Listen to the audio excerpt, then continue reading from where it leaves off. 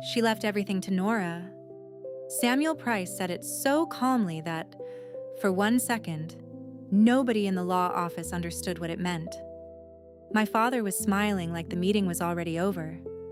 My mother sat beside him with one hand over her pearls.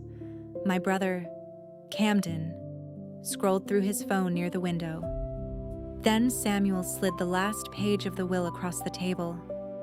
All shares of Harlan Ridge Freight, the house on Briar Ridge, every cash account and investment, estimated value, $31 million. The room died. My father looked at me like I had stolen air from his lungs. That's impossible. My mother laughed once, sharp and cold. Nora teaches first grade.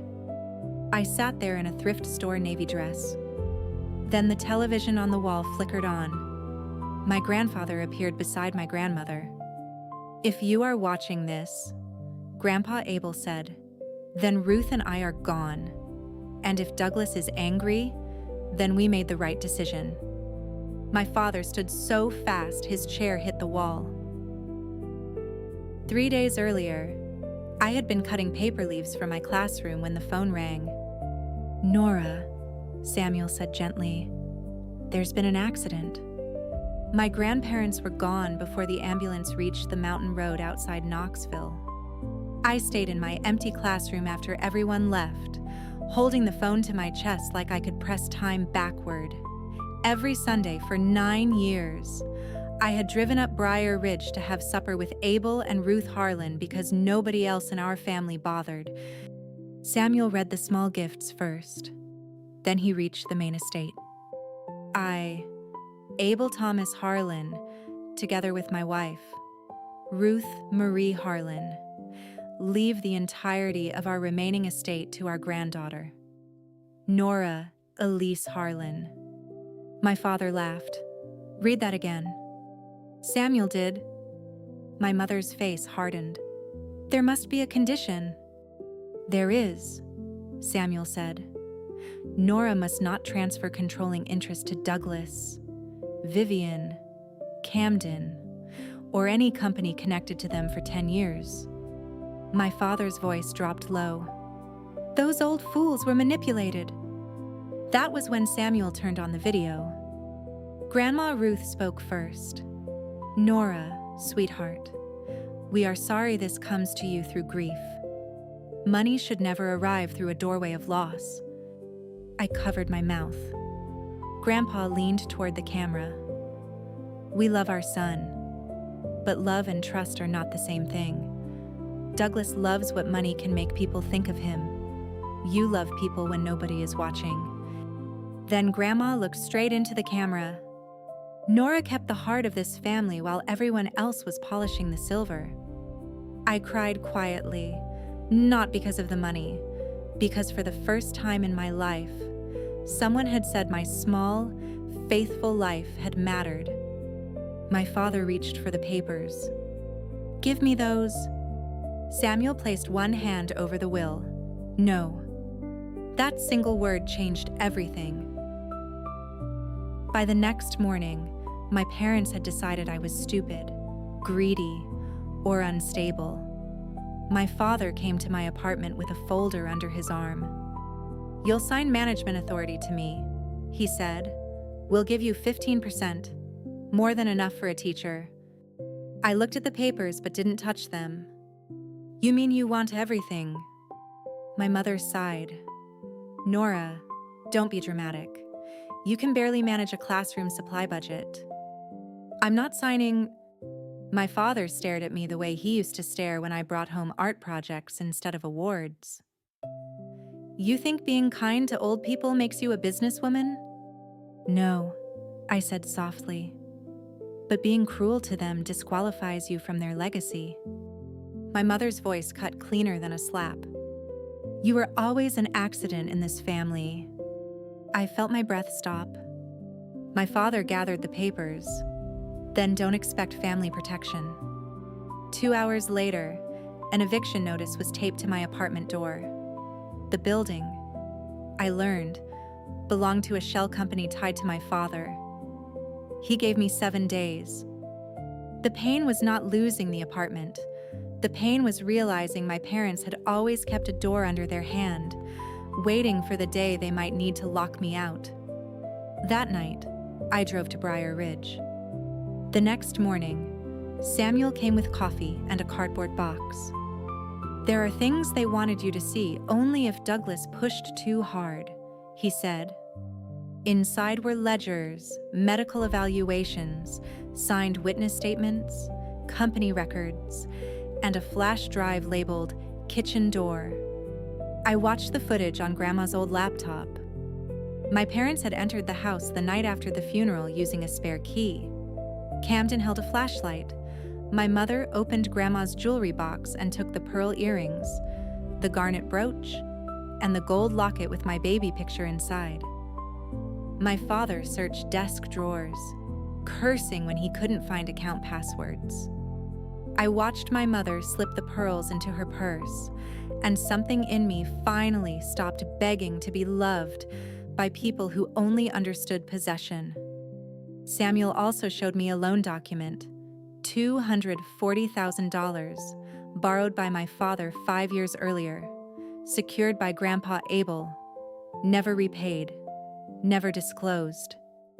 "They built a fortress around you," Samuel said. "Not because they expected you to fight alone, because they knew you wouldn't want to fight at all. But grief has a strange way of standing you upright."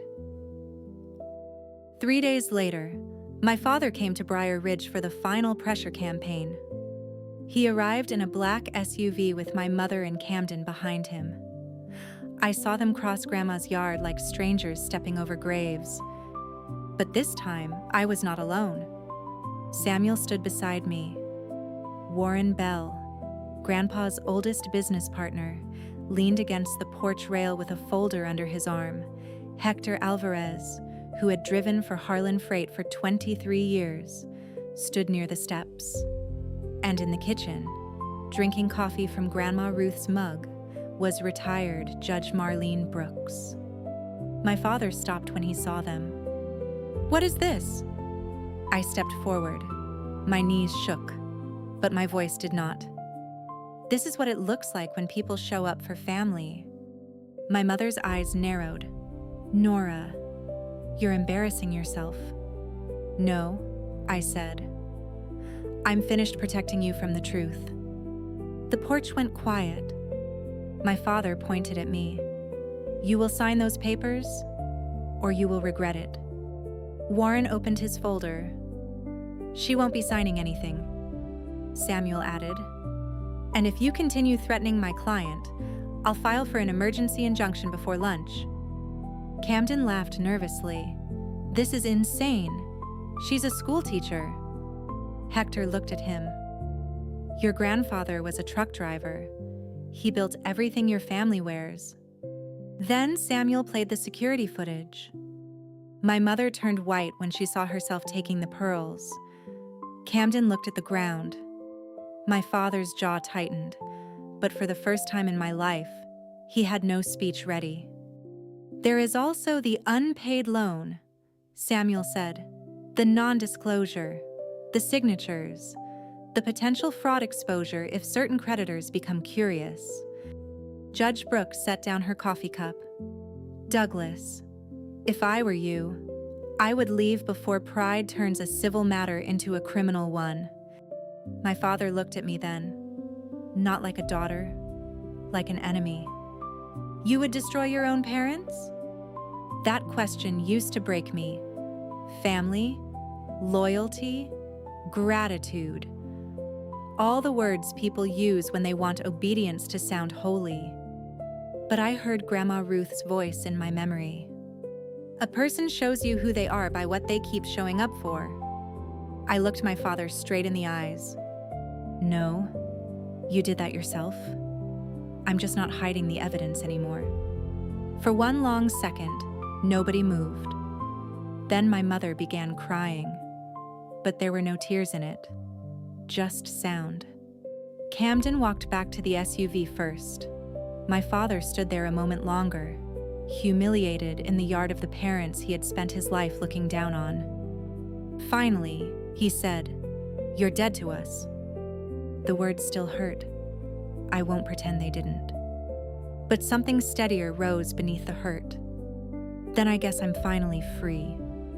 They left without another word.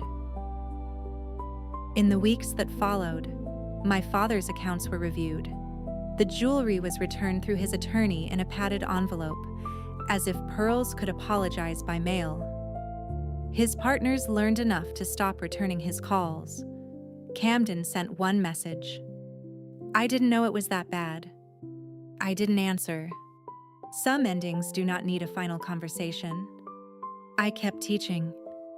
But Grandma Ruth never raised me to worship money. Grandpa Abel never built a company so I could forget the loading dock. My first major decision was about pay. Hector cried when I restored the retirement match Grandpa had promised long-term employees before the accident. Then I created the Abel and Ruth Harlan Foundation with $8 million in its first year, scholarships for rural students, classroom supplies for public schools, after-school art programs in counties where art was always the first thing cut. On the first Sunday after everything settled, I cooked supper at Briar Ridge. Samuel came. Warren came. Hector brought his wife and grandchildren. We crowded around Grandma's old table until every chair had a body and every plate had something warm on it. For years, I thought family was the people whose names matched yours. I know better now. Family is who comes up the mountain when the lights are off. Family is who sits beside you when the room turns cold. Family is who tells the truth, even when lies would be easier. I held Grandma's returned pearl earrings in my palm. I did not put them on. Not yet. Instead, I set them beside her Bible and whispered, "I'll take care of it." And for the first time since the funeral, the house did not feel haunted by loss. It felt entrusted. If this story stays with you, remember the quiet people in your own life. Sometimes they are carrying the real inheritance, not the money, not the house, not the company, the heart